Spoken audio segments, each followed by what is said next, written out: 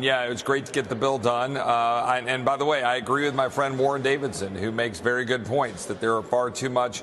There's too much spending and too many deficits in the near term, in the front load, and too much savings in the back load. He's correct. That's one of the things that I think the Senate ought to address. But we moved the needle a lot in the last 72 hours.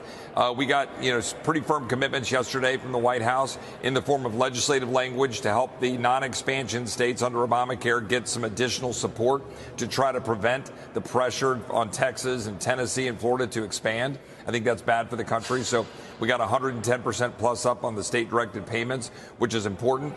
We also got some commitments out of the White House to make some other changes that they might be taking some actions on at the executive level that we'll see, I think, in the coming weeks. And we were importantly able to make sure the Inflation Reduction Act had stringent requirements on construction. So within 60 days of enactment, if you're not constructing, you're not going to get subsidies.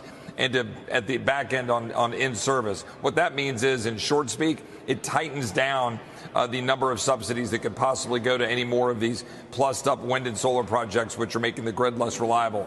So those were all really big, important wins for us. I didn't get everything I wanted. I think there's some other stuff that I hope the Senate might address, both on deficits and on the Medicaid issue with all of the ridiculousness of the FMAP and provider tax games they play. That's a money laundering scheme that I think we can still improve. But we got a lot of work to do still in the Senate and to bounce back to the House, as Emily was talking about.